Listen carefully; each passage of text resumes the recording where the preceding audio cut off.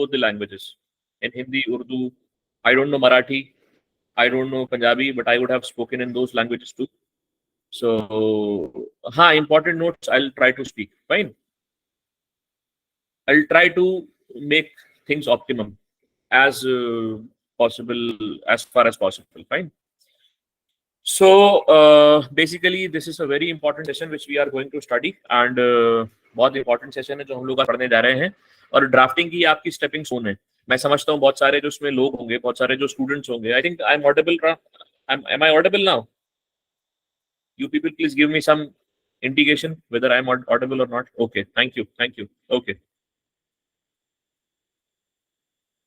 So मैं क्या कह रहा था? मैं ये कह रहा था आपसे कि ये स्टेपिंग स्टोन है, और मैं उम्मीद करता हूँ कि बहुत सारे जो स्टूडेंट्स होंगे वो अभी ये तो उन्होंने फ्रेशली अपना लॉ ग्रेजुएशन पूरा किया होगा, लॉ डिग्री उनके पास होगी. बहुत सारे यंग और डायनामिक एडवोकेट्स होंगे हमारे साथ जुड़े हुए, और बहुत सारे लोग होंगे जो कि अभी LLB कर रहे होंगे, फाइनल ईयर में होंगे या किसी भी सेमेस्टर में होंगे. तो ड्राफ्टिंग जो है एक लॉयर के लिए सब कुछ है, उसका गहना है, ठीक है, उसका ज्वेलरी है, उसका ऑर्नामेंट है, उसकी आबरू है, उसकी इज्जत है. अगर एक लॉयर को, एक एडवोकेट को ड्राफ्टिंग नहीं आती है तो उसे कुछ नहीं आता है. चलो, welcome Vishwajit Singh, you are a first year student, और मैं उम्मीद करता हूं कि आप थ्रू आउट बहुत अच्छे से सीखें और अपनी जिंदगी में इसको इम्प्लीमेंट करें. ठीक है. तो मोस्ट ऑफ द केसेस में जब एक लॉयर या एडवोकेट अपनी प्रैक्टिस शुरू करता है कोर्ट ऑफ लॉ में या किसी कंपनी में भी ज्वाइन करता है, किसी लीगल फर्म में ज्वाइन करता है, तो सबसे पहले उसको ड्राफ्टिंग का काम सिखाया जाता है या बताया जाता है. सबसे पहले बताया जाता है कि भैया जो है वो आप उस क्लाइंट को लीगल नोटिस भेजो, या उस बंदे को उस क्लाइंट के बिहाफ पे लीगल नोटिस भेजो. ठीक है ना. तो ये एक बहुत बेसिक और एक बहुत स्टेपिंग स्टोन है. इसके फॉर्मेट्स आपको हर जगह मौजूद मिल जाएंगे. चैट जीपीटी आजकल बहुत चल रहा है, AI का दौर है, वहां पे मिल जाएंगे आपको, गूगल पे भी मिल जाएंगे. प्रॉब्लम क्या है? प्रॉब्लम ये है कि मैंने पिछली जो सेशंस हम लोगों ने लिए थे, तो हम लोग आपको टास्क भी देंगे करने के लिए आपके घर पे एज अ होमवर्क. ठीक है. तो मैंने कुछ होमवर्क दिए बच्चों को. वहाँ प्रॉब्लम क्या हुई? प्रॉब्लम ये हुई कि बच्चों ने वो पूरा का पूरा केस चैट जीपीटी में उसको इनपुट करा, और चैट जीपीटी से वो जो उसका आउटपुट निकल के पूरा एक रिस्पॉन्स या एक लेटर बन के आया लीगल उसका नोटिस का, उन्होंने वही जो है एज इट इज मेरे को भेज दिया गूगल फॉर्म में लगा के होमवर्क के तौर पे, जब सबमिट करने का मौका आया था. अच्छा, क्योंकि देखिए आप हैं स्टूडेंट, तो हम जो है वो किसी जमाने में स्टूडेंट थे. ठीक है. तो हमारे साथ तो अगर आप चालबाजी करोगे तो हमको मालूम चल जाएगा. ठीक है. वहां गलती क्या हुई? गलती ये हुई कि वो मैंने एक ट्रैप करा था. ट्रैप क्या करा था कि मैंने उसमें उसको रिस्पॉन्स लिखने को दिया था, उस क्लास को एक फैक्ट दिए थे, फैक्ट ऑफ द केस दिए थे कि वहां पर एक GST ऑफिसर जो है वो कुछ डिमांड करता है रिस्पॉन्स सामने वाले से, यानी कि टैक्स पेयर से या SSC से. तो उसने क्या करा? उसने वो सारी की सारी इन्फॉर्मेशन डाली चैट जीपीटी में, और चैट जीपीटी ने एक उसके कस्टमाइज उसका एक आंसर बना के दे दिया, जिसमें उसने बहुत ही ज्यादा इनफॉर्मल और बहुत कैजुअल कंटेंट यूज किया, क्योंकि chat GPT is not basically human being. ठीक है ना. तो वहां पर उससे गलती हुई, उसने वो दे दिया. फिर मैंने उसको बताया भी कि भाई देखो, तुम ऐसा है, AI की जो तुम टेक्निक है तुम यूज कर सकते हो, मेरी तरफ से तुमको इजाजत है, बट प्रॉब्लम क्या है? प्रॉब्लम ये है भाई कि ये चीजें जो है ना, ये case to case, person to person, transaction to transaction अलग अलग होती है, वेरी करती हैं. तो मैं कोई सिनेरियो, देखो लॉ एक ऐसी चीज है जहां पर ना कोई आंसर यस या नो नहीं होता. ठीक है. जैसे कि मैं आपको बोलूं कि 9:22 आ रहे हैं, 22 minutes past 9, तो whether the answer is yes और नो, ठीक है, it is an objective answer. But as far as the perspective of law is concern, the study of law is concern, you can not have a simple yes और no answer. ठीक है. In fact जब आप tax calculation भी करते हो, और जो लोग शायद यहाँ पर टैक्स प्रैक्टिस कर रहे होंगे या करने वाले होंगे, ये थोड़ा बहुत उनको आइडिया होगा, तो इनकम टैक्स में अगर हम बेसिकली बात करें, जब क्लाइंट आपसे पूछता है कि साहब मेरा टैक्स कितना बनेगा, तो you can not give him an accurate figure. आप ये बोलोगे कि अप्रोक्सीमेटली आपका टैक्स इतना बनेगा. There is not nothing sort of objectivity in income tax. क्योंकि देखो, अगर आप आज की डेट में उसको टैक्स बता देते हो, और आज तारीख है 31 तारीख किसी महीने की, 31 अगस्त है मान के चलो, ठीक है, तो आपने उसको टैक्स बता दिया आज कि आपका टैक्स 1 लाख रुपए है. ठीक है. अब उसने पे नहीं किया. अब नेक्स्ट डे क्या हो गया? 1 सितंबर आ गया. तो अगले दिन जो है, क्योंकि महीना चेंज हो गया, तो इंटरेस्ट उस पर लग जाएगा. अगर वो एडवांस टैक्स का SSC है तो एडवांस टैक्स का उसको इंटरेस्ट लग जाएगा. I hope you understand. तो देयर इज नो यस और नो. अब ब्लंट यस और no answer is not there. ठीक है ना. टैक्स लॉ में इंटर्नशिप हम लोग शुरू करेंगे, इरादा है, सब कुछ इरादा है. बट अभी फिलहाल हम लोग इस पे फोकस करते हैं, ठीक है ना। मैं कोशिश करूंगा बीच बीच में टैक्सेशन को भी टच करने का, क्योंकि मुझे मालूम है बहुत सारे बच्चे जो हैं, बहुत सारे स्टूडेंट जो हैं, वो टैक्स लॉज में भी प्रैक्टिस करना चाहते हैं। इट्स वेरी गुड कि आप लोग टैक्स लॉज में प्रैक्टिस करें, ठीक है ना। I try, I speak to the management, और हम लोग के पाइपलाइन में है कि हम लोग इसको आगे शुरू करेंगे, ठीक है ना। तो बहुत बेसिक सी बात हो रही है कि जब एक कोई एडवोकेट या कोई नया बच्चा जो है वो कोर्ट ऑफ लॉ में जाता है, तो कोर्ट ऑफ लॉ में अपने आप को रिप्रेजेंट करता है और बड़े बड़े वकीलों के साथ जो है वो लिटिगेशन करता है, बड़े बड़े क्लाइंट के साथ मतलब के केस में वो लिटिगेशन करता है। तो वहां पर उसकी पहचान कैसे होती है, उसकी स्टेप बाय स्टेप क्या उसके प्रोग्रेस रहती है केस में। तो ड्राफ्टिंग ऑफ लीगल नोटिस जो है, ये एक उसका फर्स्ट स्टेप है, क्योंकि किसी भी सिविल केस में जब आप काम शुरू करने वाले होंगे, तो आपको लीगल नोटिस भेजकर ही आगे आपकी कार्रवाई शुरू करने की जरूरत होगी, ठीक है ना। I hope I am audible and I am clear as far as possible, और कोई अब तक कंफ्यूजन नहीं है, ठीक है। चलो, बहुत अच्छी बात है। मैं उम्मीद करूंगा कि जो बच्चे अभी, जिन्होंने अभी रिसेंटली लॉ क्वालिफाई किया है, एलएलबी की डिग्री ली है और नए नए एडवोकेट बने हैं, ये मेरी तरफ से एडिशनल इन्फॉर्मेशन है कि अगर आप चाहें तो आप लोग इंडिया में प्रैक्टिस कर सकते हैं। आप लोग चाहें तो, आप अगर किसी का बाहर मूव आउट करने का इरादा है, तो यूके के लिए एक एग्जाम होता है SQE, solicitor qualification examination. I don't know whether you people know about it और not, but solicitor qualification examination SQE, अगर आप लोग उसके बारे में तैयारी करना चाहते हैं, तो हम लोग का उसका भी इरादा है, हम लोग बात करेंगे।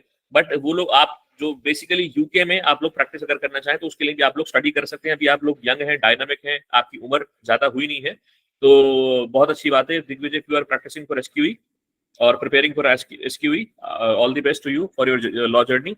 और अच्छा एग्जामिनेशन है, आप लोग उसके लिए प्रैक्टिस कर सकते हैं। जस्ट एक मैंने अपनी तरफ से आपकी नॉलेज में इजाफा करने की कोशिश करी, ठीक है जी। चलो, let's start. Okay, very good, बहुत अच्छी बात। Keep it up Shaima. Navigating the legal landscape, हमारे टॉपिक का नाम है जो लीगल लैंडस्केप है। लीगल लैंडस्केप मतलब जो भी, जैसे लैंडस्केप क्या होता है, कनाडा में भी सिमिलर एग्जामिनेशन है। मैं आपको उसकी डिटेल नेक्स्ट क्लास में बता दूंगा, मैं थोड़ा सा श्योर नहीं हूँ उसके बारे में। स्टिल कुछ मिलता जुलता एग्जामिनेशन होता है, वहां पर आपको प्रैक्टिस के लिए, COP के लिए कोई एग्जामिनेशन लोकल लॉस के लिए हिसाब से देना पड़ेगा। उसका नाम क्या है, मैं आपको नेक्स्ट क्लास में कोशिश करके बताऊंगा, ठीक है ना। मैं बता दूं, बट वो चीज गलत हो, वो चीज अच्छी नहीं है, तो मैं खुद अभी श्योर नहीं हूँ। तो जब मैं श्योर हो जाऊंगा, मैं खुद आपको बता दूंगा, ठीक है। और मैं आपको उसमें मेंटोर भी कर दूंगा थोड़ा सा, ठीक है। चलो जी, लैंडस्केप क्या होता है, याद करो जब आज से 2000 साल पहले जब हम छोटे बच्चे थे, याद आया? 2000 साल पहले बच्चों, छोटे छोटे बच्चे थे, तो एक ड्राइंग का पेपर, A4 साइज की पेपर पे या ड्राइंग फाइल पे आप लोग पहाड़ बनाया करते थे, है ना। उसमें से नदी निकाला करते थे, और उसमें पेड़ लगाया करते थे। उसमें छोटी सी हट होती थी, उसमें एक आदमी किसान होता था, वो कुछ फ्लावरिंग या गार्डनिंग करता होता था, और एक सूरज निकलता था ऐसे करके, जिसकी किरणें होती थी। याद है? सूरज को आप जो है वो येलो कलर से करते थे, और नहीं नहीं, आज पहली क्लास है ड्राफ्टिंग की। और जो है पहाड़ों को ग्रीन करते थे, बर्ड भी होती थी ब्लैक कलर की, ठीक है ना। तो उसको हम लोग कहते थे लैंडस्केप। याद आया? लैंडस्केप, ड्रॉ लैंडस्केप, याद आया? लैंडस्केप क्या होता था, बेसिकली एक पूरा एक परव्यू होता था पिक्चर का, जिसमें सारी चीजें मौजूद हो जाती थी, ठीक है। It was shown as what you say, एक पूरी तरीके से, हर तरीके से पूरे परव्यू आपके सामने, एक पूरी पिक्चर आ जाती थी उसको देख के। अगर आप उसको देखोगे तो आपको समझ में आ जाएगा कि हाँ, ये पहाड़ और वादियां और नदियां और पेड़ और झरने, ये सब चीजें मौजूद हैं, ठीक है। मगर तुम जैसी बात कहाँ, चलो खैर, कोई बात नहीं। तो ये सब चीजें जब आपके सामने आ जाती थी, तो लैंडस्केप एक पूरा आता था। तो जब हम लीगल लैंडस्केप की बात करेंगे, तो लीगल लैंडस्केप में एवरीथिंग कम्स इनटू प्लेस, ठीक है। Whether you are dealing with any defamation case in terms of a civil law, ठीक है, whether you are dealing with any property dispute, whether you are dealing with the settlement dispute, whether you are dealing with the property dispute, ठीक है ना। Every pin point from a single hair pin to the aeroplane, ठीक है। जो कुछ चीज इस पूरे कंटेक्स्ट में शामिल होगी, इस कंटेक्स्ट का हिस्सा होगी सिविल लॉज का, उसके लिए लीगल लैंडस्केप हम लोग यूज करेंगे, ठीक है। तो एक लीगल लैंडस्केप को आज हम नेविगेट करने की कोशिश करते हैं, शुरू करते हैं। और लीगल नोटिस जो इंडिया में है, जो law practice as per the Indian legal system है, उसकी जो गाइड है, हम उसको आज पढ़ने की कोशिश करेंगे, ठीक है ना। आप लोग फिक्र मत करिएगा, ये सारे नोट्स आपको PDF मिल जाएंगे, और क्लास भी आपको रिकॉर्ड मिल जाएगी। इसका मतलब ये नहीं कि आप लोग क्लास में ना आए, क्लास में आना जरूरी है, ठीक है। रिकॉर्डिंग मिलना आप फर्दर देख सकते हैं, उसके लिए आपके लिए बेनिफिशियल है, बट इसके लिए मत सोचना कि रिकॉर्डिंग मिल रही तो हम लोग क्लास में नहीं आएंगे, ठीक है ना, प्लीज। कुछ केसेस में मैंडेटरी तो नहीं है, कुछ केसेस में आप भेज सकते हैं, क्रिमिनल केसेस में। बट अगर आप जो है वो ये सोचो कि क्रिमिनल केसेस में मिस्टर ए ने मिस्टर बी का मर्डर किया, और ये एग्जाम्पल मैं हर क्लास में देता हूँ, ठीक है ना, जब जब मैं सेशन शुरू कराने वाला हूँ, ठीक है। मिस्टर ए ने मिस्टर बी का मर्डर कर दिया, ठीक है। अब मिस्टर बी के घर वाले जो अग्रीव पार्टी है, यानी कि जो विक्टिम है, वो मिस्टर ए को लीगल नोटिस भेजेंगे कि मिस्टर ए, आपने हमारे बेटे का या भाई का, जो कि जिनका नाम मिस्टर बी था, उनका आपने मर्डर कर दिया, हम आपसे रिस्पॉन्स चाहते हैं 15 दिन के अंदर। ये वो सीधे एफआईआर करेंगे? आप बताओ, समझ में आ गई बात जो मैं कहना चाह रहा हूँ? वो लीगल नोटिस भेजेंगे, सीधे एफआईआर करेंगे if they have pretty much good evidence. सीधे एफआईआर करेंगे ना, तो वहां पर लीगल नोटिस भेजने की वैसी कोई खास जरूरत नहीं है ना। तो बेसिकली हम लोग डील करेंगे सिविल केसेस में। इंटर्नशिप के बाद ग्रुप में पड़ा रहेगा, आपका जो ग्रुप है उसमें पड़ा रहेगा। बिल्कुल बिल्कुल, अरे मुझे मालूम है एफआईआर करेंगे भाई, मैं सवाल नहीं कर रहा, मैं आपको just I am giving you an example, ठीक है ना। एफआईआर मतलब मुझे मालूम है सब लोग एफआईआर कर रहे हैं, ठीक है ना। मैं जस्ट इसको इलेबोरेट करने की कोशिश कर रहा था कि किस तरीके से हम लोग जो है आगे चलेंगे। अच्छा, थोड़ा सा मैं रिक्वेस्ट ये करूंगा कि मैं आपको एक विंडो दूंगा बात करने की क्लास के बाद, तो थोड़ा सा अगर हम लोग डिस्कशन या क्वेश्चन आंसर अगर हम तब ले लें ज्यादा बेहतर है। अभी हम लोग अपने टेक्स्ट पे फोकस कर लेते हैं, ठीक है ना। सब बता दूंगा, सब बता दूंगा, सब कुछ बता दूंगा, सारे सच बता दूंगा जो आज तक तुम लोगों से छुपाए गए, वो सारी चीजें जिससे आज तक तुम लोगों को महरूम रखा गया, सब कुछ बताऊंगा, ठीक है। बस दिल थाम के बैठो और सुनते रहो मुझे। चलो जी, बेटा ये दरवाजा बंद कर दीजिए। तो हम लोग कंटेंट्स क्या डिस्कस करने वाले हैं? सबसे पहले इंट्रोडक्शन, ठीक है। फिर उसके बाद what is a legal notice, legal notice होता क्या है, इसके कैरेक्टरिस्टिक्स क्या होते हैं, कब इसे ड्राफ्ट करना चाहिए, कौन इसे ड्राफ्ट करता है, सैंपल लीगल नोटिस कैसा बनता है, और कंटेंट्स क्या होंगे उसके, डिलीवरी क्या होगी लीगल नोटिस की, रिस्पॉन्स कैसा रहेगा लीगल नोटिस का, और अगर कोई बंदे को लीगल नोटिस मिलता है और उसे इग्नोर करता है तो उसके क्या कॉन्सिक्वेंसेज है, और लास्ट में कंक्लूजन। मैं कोशिश करूंगा क्लास पूरी कर सकूं, बट क्योंकि पहली क्लास है, आप लोग भी एनर्जेटिक हो, तो कोशिश करूंगा जहां तक समझ में आ जाए वहां तक पढ़ा दूं, ठीक है ना। पूरा हो जाता अच्छी बात है, मेरे को पंगा नहीं बेड़ू, मैं तो पूरा पढ़ाएगा। तुम लोग बोलो तुमको कितना पढ़ने का है, मैं 4 घंटा पढ़ा सकता है, तुम लोग 4 घंटा बोलो पढ़ने को, ठीक है जी। चलो जी, introduction. Legal notice are a crucial part of legal system. Legal notice जो है वो लीगल सिस्टम का एक बहुत ही इंपॉर्टेंट वाइटल क्रूशियल पार्ट है, ठीक है। इसके बिना लीगल सिस्टम अधूरा है, ठीक है। Use to communicate important information between the parties. पक्की बात पढ़ लोगे? चलो ठीक है, वो दिन भी आएगा, 4 घंटे भी पढ़ाऊंगा, वो दिन भी आएगा, ये वायदा रहा तुमसे। ऑफलाइन क्लास में पढ़ाऊंगा, ठीक है। ऑफलाइन क्लास जब लगेगी, ठीक है, तब पढ़ाऊंगा। तैयार है ना? पीछे मत हटना।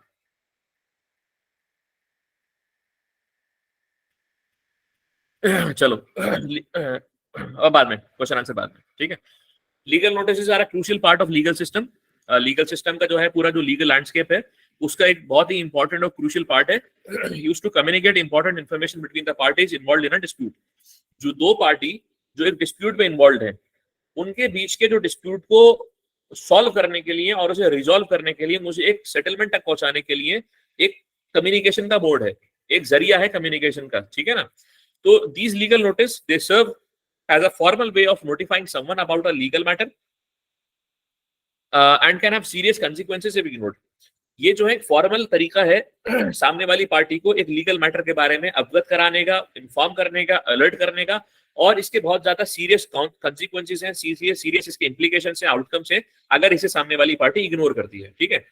इन दिस राइटअप, इस डिस्कशन में, इस राइटअप में we will explore what legal notice are. हम ये देखेंगे कि लीगल नोटिस एक्चुअली होते क्या हैं, उनके कैरेक्टरिस्टिक्स क्या होते हैं, when they should be drafted, कब ड्राफ्ट करना चाहिए, हु कैन ड्राफ्ट, कौन ड्राफ्ट कर सकता है, और बहुत सारी बातें।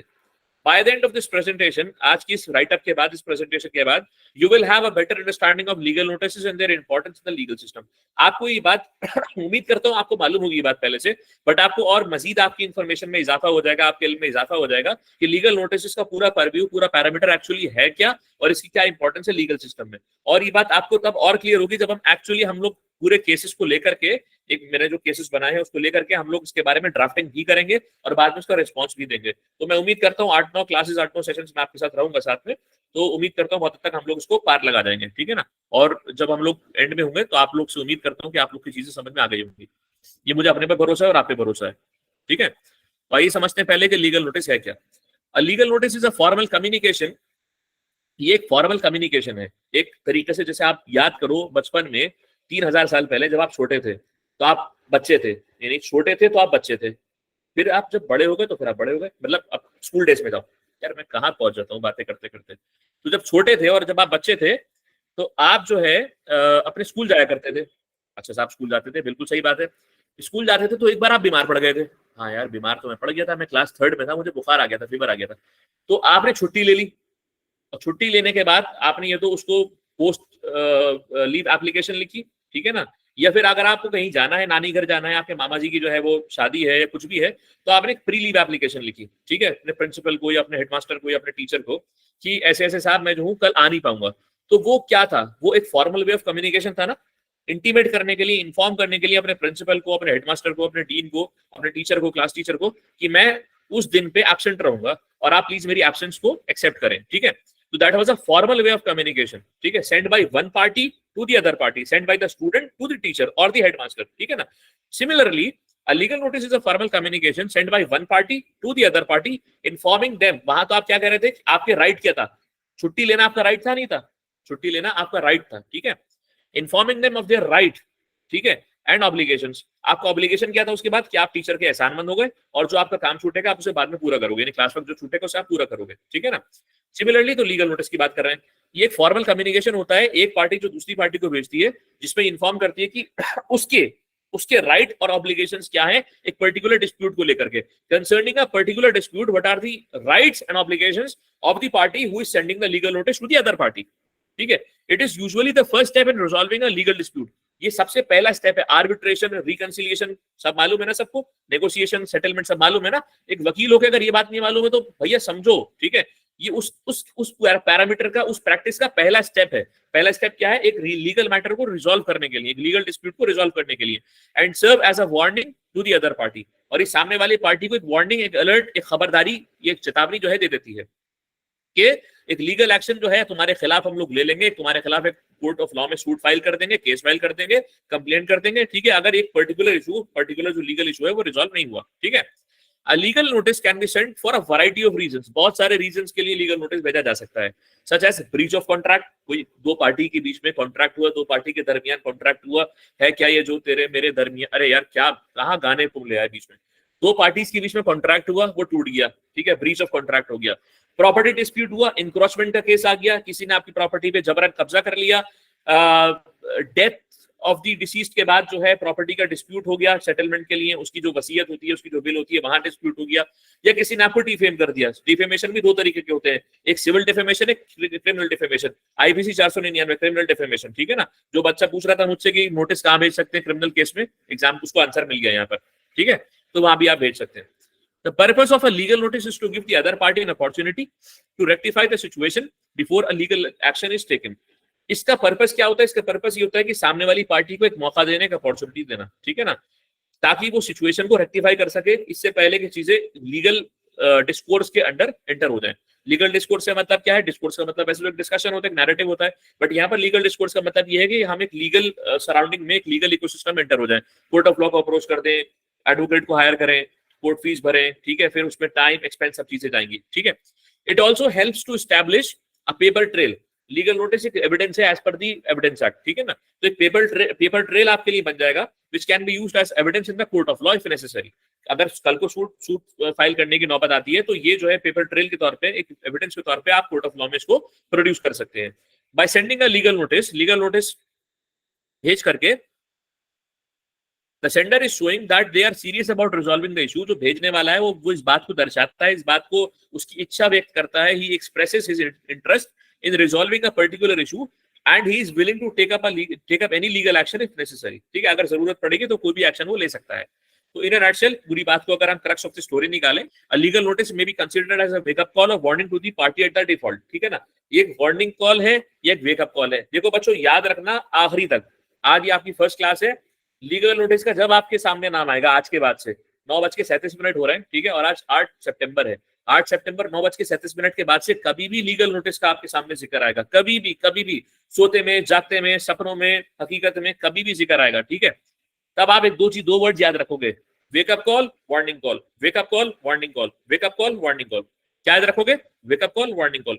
सामने वाले को जगाने के लिए, सामने वाला सो रहा है ना, उसने आपके साथ ट्रांजैक्शन करा, अब वो सो गया, ट्रांजैक्शन करके भूल गया वो, ठीक है ना, तो आप उसको जगाओगे, हाँ भैया तूने ट्रांजैक्शन करा था मेरे साथ, जरा तू जाग, वो जाग गया, उस जगने के बाद उसने उसे वार्निंग दे दी, ठीक है। तो कभी भी लीगल नोटिस आपके सामने वर्ड आएगा, ये फ्रेज आएगा, ये वर्ड यूज होगा, ठीक है ना। तो wake up call, warning call, सामने वाला सो रहा है उसको जगाओ और जगा के उसे वार्न करो, जगाओ जगा के उसे वार्न करो, ठीक है।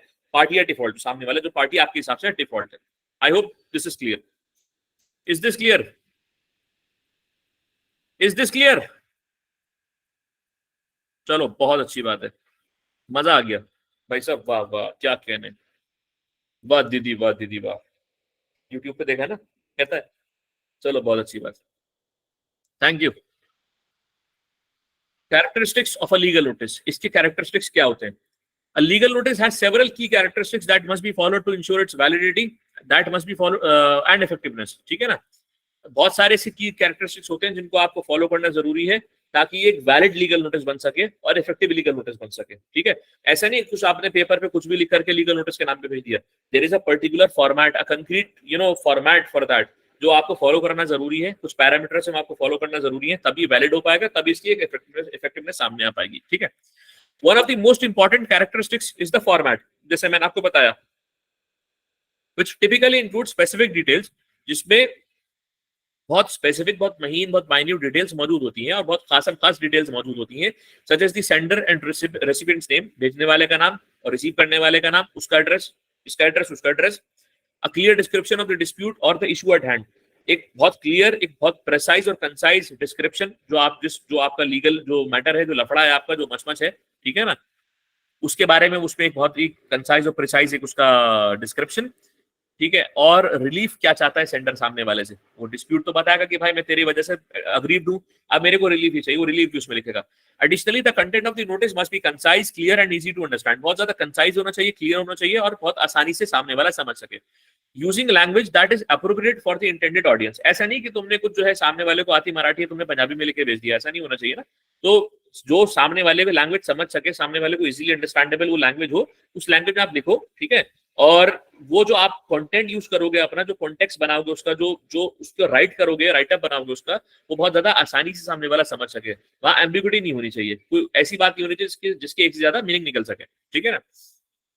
Finally the delivery method of the legal notice is also important, आप किस तरीके से लीगल नोटिस को डिलीवर करते हो ये भी बहुत इंपॉर्टेंट है, as it can affect the legal validity of the notice, ठीक है ना। आप बाई पोस्ट भेजोगे, बाई कुरियर भेजोगे, व्हाट्सएप पे भेजोगे, मेल पे भेजोगे, ये सब चीजें बहुत इंपॉर्टेंट है कंसिडरेशन में लाने के लिए। For example, sending a notice via registered post provides a proof of delivery and receipt, जब आप उसको डाक से भेजोगे, डाकिया डाक के लाया, याद है बचपन में सुना था एड में, सब बचपन की बातें मैं तुमको बता रहा हूँ यहाँ पर, ऐसा कोई बताएगा नहीं, ठीक है। तो अगर आप उसको बाई पोस्ट भेजोगे ना, रजिस्टर्ड पोस्ट से भेजोगे, तो आपके पास एक एविडेंस मौजूद होगा कि सामने वाले ने उसे रिसीव करा, कैसे होगा, क्योंकि पोस्ट वाला यानी कि जो डाकखाने वाला है, पोस्ट ऑफिस वाला है या कुरियर वाला है, वो आपको एक रिसीट इशू करेगा, ठीक है ना। while personal delivery can ensure the recipient receives the notice in a timely manner, personal delivery से भी आप भेज सकते हो, लेकिन उसमें आपके पास कोई एक एविडेंस मौजूद नहीं है, तो it is not recommended as per the practice. But ठीक है, अगर कोई ऐसी बात है कि जब आपके पास कोई चीज ही मौजूद नहीं है, तो आप उसकी प्रॉपर वीडियोग्राफी कर सकते हो कि हाँ जी मैंने इसको डिलीवर कर दिया, ठीक है। अनदर की characteristic of a legal notice is timing, ठीक है। टाइमिंग का उसका होना बहुत जरूरी है, ऐसा नहीं हुआ कि आप आज सुबह सो के उठे, अरे सुहाना दिन है, ठंडी हवाएं चल रही है, अच्छा, अरे हाँ आज से 10 साल पहले मैंने मिस्टर ए को लोन दिया था, 10 साल पहले दिया था मैंने लोन, आज तक उन्होंने मेरा लोन वापस नहीं किया है, लाओ जरा मैं उन्हें कॉल तो करूं। मिस्टर ए, हाँ मिस्टर ए, मैंने तुम्हें 10 साल पहले लोन दिया था, भाग यहाँ से, कोई लोन नहीं है। अरे तुम कैसे बात कर रहे हो यार, उसकी बात सही है मिस्टर ए की अपने जगह पे, क्यों, क्योंकि 10 साल बाद आप जाग रहे हो भाई, that is not a reasonable time, तो you should act within the reasonable time, ठीक है ना। बात समझ में आई आपके, रीजनेबल टाइम क्या होना चाहिए, तो टाइमली जो मैनर ऑफ डिलीवरी है वो ये चीज होनी चाहिए, ठीक है। समझते हैं इस चीज को।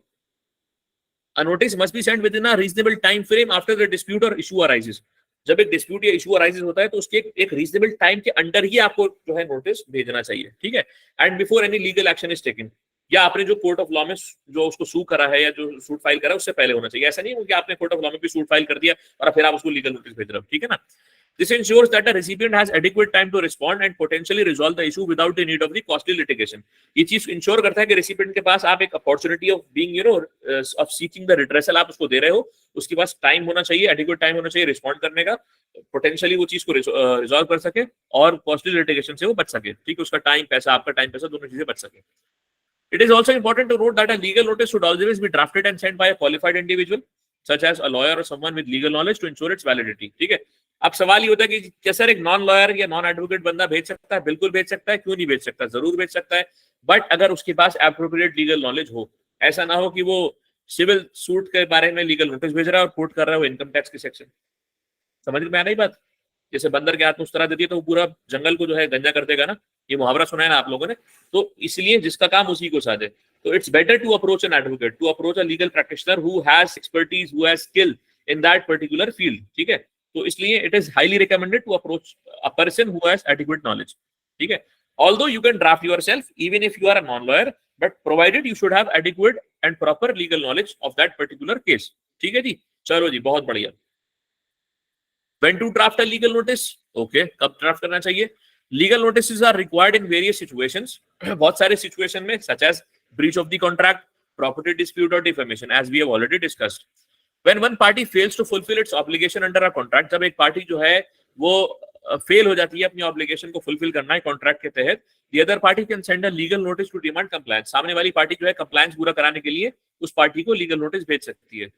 इन केस ऑफ प्रॉपर्टी डिस्प्यूट, अगर प्रॉपर्टी डिस्प्यूट है, ठीक है, legal notice can be sent to claim ownership और पोजेशन. जैसे मैंने आपको बताया था, किसी ने अगर आपकी प्रॉपर्टी पे कब्जा कर लिया, ठीक है, कोई किराएदार आपकी प्रॉपर्टी खाली नहीं कर रहा है, ठीक है साहब, कोई आपको वसीयत में, विल में प्रॉपर्टी आपके फादर से, मदर से मिली, वो भाइयों में, बहनों में डिस्प्यूट हो गया, ठीक है, तो दीज आर बेसिकली और ऑल सिविल केसेस. ठीक है. तो यहाँ पर आप लीगल नोटिस भेज सकते हैं. Similarly, in cases of defamation, legal notice can be sent to seek an apology or compensation. Apology के लिए भी आप भेज सकते हैं और compensation के लिए आप भेज सकते हैं कि साहब आपने मेरी इमेज को टार्निश करा, इससे मेरी जो मार्केट कैप है, मेरी अपनी जो क्या बोलना चाहिए उसको, एक वर्ड होता है ब्रांड इक्विटी, वो मेरी खराब हो गई. जैसे कि बहुत सारे एक्टर एक्ट्रेसेस होते हैं जो जिनको एंडोर्समेंट मिलती है, जिनको टीवी एडवर्टाइजमेंट मिलते हैं, जिनको फिल्में मिलती हैं, तो उनकी इमेज की वजह से उनको फिल्में मिलती हैं. ठीक है ना. तो अगर कोई उसके बारे में कोई अनाप शनाप बोलेगा तो उसकी हो सकता है कि उसकी जो ब्रांड वैल्यू है या ब्रांड इक्विटी है उसकी खराब हो जाए, जिसकी वजह से उसे जो पोटेंशियली जो फिल्में मिलने वाली थी, जो मूवीज मिलने वाली थी, वो ना मिले. ठीक है. तो उसको लॉस हुआ ना, तो कंपेंसेशन भी सामने वाले से क्लेम कर सकता है. ठीक है. Legal notices can also be sent in cases of negligence, infringement of intellectual property rights, and recovery of dues. Negligence के केसेस में जो सिविल मैटर के हिसाब में होंगे, ठीक है ना. आईपीआर का अगर इंफ्रिंजमेंट हो, कोई आपको ट्रेडमार्क चुरा ले, कोई आपके बिना परमिशन में ट्रेडमार्क कॉपी कर ले, आपका आपके नाम से, आपके लोगों से बेचे वो चीज, या ड्यूज की रिकवरी के लिए. ठीक है. इट इज जहां पर ऑब्वियसली एक लॉ की बैकिंग ना हो. ठीक है ना. It is important to note that legal notices serve as a warning to the other party and give them an opportunity to resolve the dispute before it escalates to a legal battle. जैसे मैंने आपको बताया, warning देता है सामने वाले को, एक मौका देता है कि इससे पहले भैया हम लोग कोर्ट में जाएं, यहाँ बैठ के उसको टेबल पे बैठ के सॉर्ट आउट कर लेते हैं मैटर को. ठीक है ना. Who can draft a legal notice? मैंने बता दिया, एक एक्सपीरियंस बंदा, एक्सपर्ट बंदा. ठीक है. Drafting a legal notice requires a certain level of expertise and knowledge in the legal field. Generally, only lawyers or individuals with significant legal knowledge should draft legal notice, as I have already told you. For example, a person who has studied law and has experience in drafting legal documents can draft legal notice. ठीक है. On the other hand, an individual without any background may not have necessary skill to draft a legal notice. ठीक है. अब यहाँ पर एक sample है, sample के बाद मैं क्लास को कंक्लूड कर दूंगा. कोई सवालात अगर आपको तो आप लोग पूछ सकते हो. ठीक है. तो किसी ने कोई कुछ डिस्प्यूट होगा, ये हम पढ़ते हैं. तो सबसे पहले तो यहाँ पर, हालांकि ऊपर सेंटर का नाम आता, बट चलिए उसको हम इग्नोर करते हैं. हमने यहाँ पर सिर्फ एक उसका रिसीवर का नाम लिख लिया. ठीक है ना. प्रॉपर फॉर्मेट में आपको बताऊंगा अगली क्लासेस में, जो फॉलोइंग हमारी क्लासेस हैं, बट आप फिलहाल सैंपल समझो कि बेसिकली आइडिया होता क्या है. ठीक है ना. This legal notice is being sent to you on behalf of my client mister Singh. कोई एडवोकेट साहब है, वो लिख रहा है मिस्टर शर्मा को. ठीक है. सिंह साहब उनके जो है क्लाइंट है. ठीक है. Regarding the property located at 123 main street. इसका पता है प्रॉपर्टी का. ब्रीफ इंट्रोडक्शन था आपके बारे में शुरू में, तो ब्रीफ इंट्रोडक्शन के बारे में उन्होंने बता दी कि भाई एक प्रॉपर्टी है जो 123 मेन स्ट्रीट पे लोकेटेड है, उसके बारे में मेरे क्लाइंट की तरफ से मैं आपको लिख रहा हूँ. It has come to our attention that you have been occupying the property without legal permission for the past 6 months. ये हमारी नॉलेज में आया है कि आप जो है उस प्रॉपर्टी पे काबिज हैं, उस प्रॉपर्टी पे आपका कब्जा है पिछले 6 महीनों से, और बिना किसी लीगल परमिशन के. This is a clear violation of my client's property right and we demand that you vacate the premises immediately. Wake up call, warning call. Wake up उसने करा किसको? मिस्टर शर्मा को. और वार्निंग देती कि भैया 6 महीने के अंदर अंदर हम डिमांड कर रहे हैं कि इसको खाली, सॉरी इमीडिएटली इसको खाली कर दो, जो प्रॉपर्टी तुम 6 महीने से कब्जा किए हो. ठीक है ना. वार्निंग देती. वार्निंग और क्या दी है इसमें, if you fail to comply with this demand within next 7 days, अगले 7 दिन के अंदर अगर आप इसको नहीं पूरा करते हो, my client will be forced to take a legal action against you, मेरे क्लाइंट को बिना किसी आपत्ति के आपके खिलाफ एक लीगल एक्शन लेने के लिए मजबूर हो जाएगा। प्लीज गवर्न योरसेल्फ अकॉर्डिंगली, लिहाजा आप अपना देख लो भैया, अपना अपना मैटर है, अपना देख लो, ठीक है ना, हमने आपको वार्न कर दिया, ठीक है। अब यहाँ पर वो पुलिस लेके तो पहुंच नहीं जाएगा क्योंकि अभी वार्निंग है, उसको मौका भी देना है, अपॉर्चुनिटी भी देनी है, तो उसने 7 दिन की अपॉर्चुनिटी उसको दी है कि I am giving you 7 days। हो सकता है उसको कुछ सामान रखा हो, कुछ इंपॉर्टेंट सामान उसका रखा हो, तो उसकी कुछ उसने छोटा मोटा कारखाना लगा दिया, which is impossible to vacate immediately, ठीक है ना। That is why he has given a window on the grounds of natural justice, on humanitarian grounds, ठीक है, कि 7 दिन का टाइम दे रहा हूँ, इंसानियत के नाते इसको खाली कर लो, वरना भैया अपना अपना हिसाब है, अपना अपना देख लेना, मैं जिम्मेदार नहीं हूँ। Sincerely legal council, whatever the name is, ठीक है। This is just a sample, it's not the accurate format, I am repeating again, it's not the accurate format, it's just a sample. जो प्रॉपर फॉर्मेट है हम लोग अगली classes में समझेंगे इसको, ठीक है ना। तो यहाँ पर जो है वो हम लोग इसको आज खत्म करते हैं, कोशिश करेंगे बाकी का हम नेक्स्ट क्लास में पूरा कर सके। अब आप लोग अपने सवाल पूछ सकते हैं जो आपके सवाल हैं, ठीक है। पहले तो ये बताइए आप लोग की समझ में आ गया?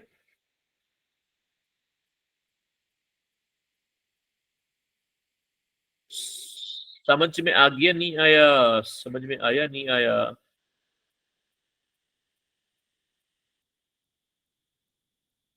चलो जी, बहुत शुक्रिया, आप लोग की समझ में आ गया, मेरी मेहनत आज की वसूल हो गई। चलो, बहुत शुक्रिया, बहुत शुक्रिया, थैंक यू।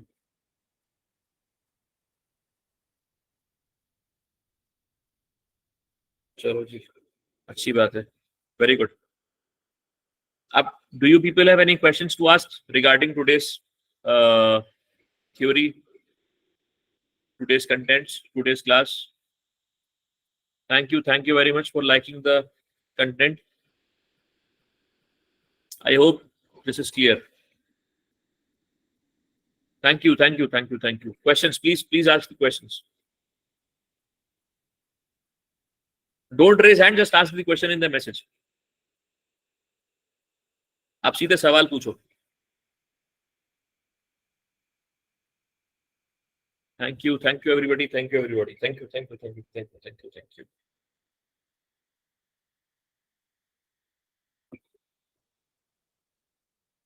सवाल पूछो बाबू लोग, सीधा सवाल पूछो।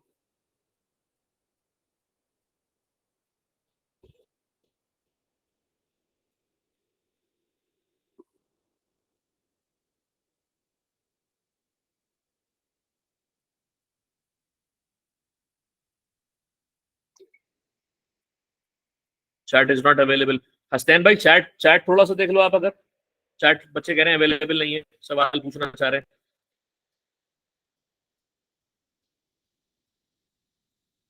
हसनैन भाई, can you hear me?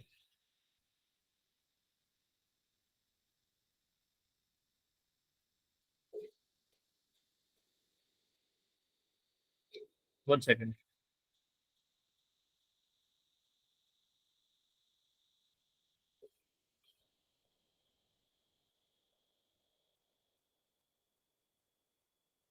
What is the, सवाल ये आया था ना बेटेगा, एक सेकंड।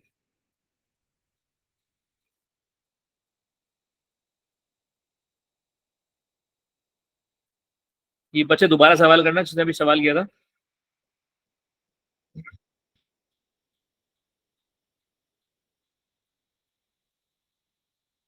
ये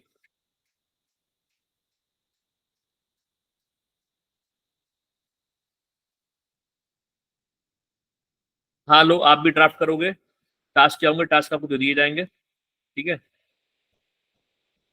अब आप सवाल अपने पूछ सकते हो।